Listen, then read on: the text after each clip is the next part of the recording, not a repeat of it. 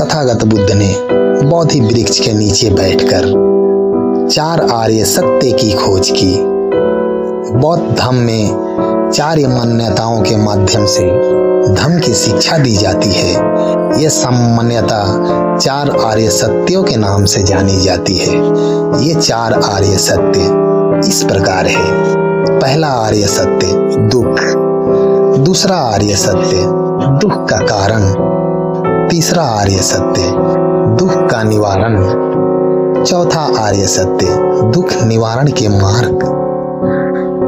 पहला आर्य सत्य है कि जीवन की सभी परिस्थितियां और सभी अवस्थाएं पीड़ा और कष्टों अर्थात दुख के संबंधित है। जन्म लेना दुख है, बुढ़ापा दुख है, रोग दुख है, मृत्यु दुख है। जो कुछ हम इच्छा करते हैं उसकी अप्राप्ति अर्थात न मिलना दुख है। जिसकी हम इच्छा नहीं करते उसकी प्राप्ति अर्थात मिलना दुख है।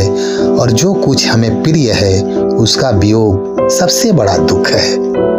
दूसरा आर्य सत्य है कि इस दुख का कारण तृष्णा है।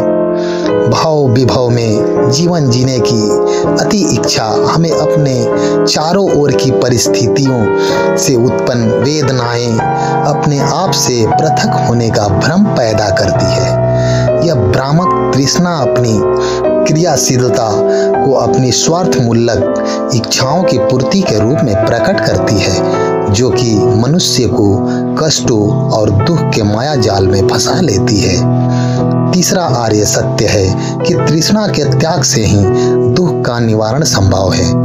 जब तृष्णा का सर्वनाश होता है तभी दुख का अंत होता है। तृष्णा की जननी इच्छा है और जब तक इच्छा की पूर्ति नहीं होती दुख ही देती रहती है।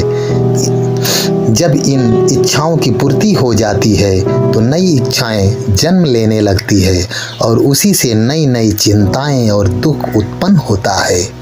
चौथा आर्य सत्य है इस तृष्णा के निवारण के मार्ग है जिन्हें बौद्ध धर्म में अष्टांगिक मार्ग कहा गया है। इन अष्टांगिक मार्गों पर चलने से आदमी सभी स्वार्थमयी इच्छाओं से मुक्त हो जाता है। अष्टांगिक मार्गों को ही बौद्ध धर्म में मध्यम मार्ग कहा गया है। मध्यम मार्ग कहा गया है। मध्यम मार्ग कहा गया है।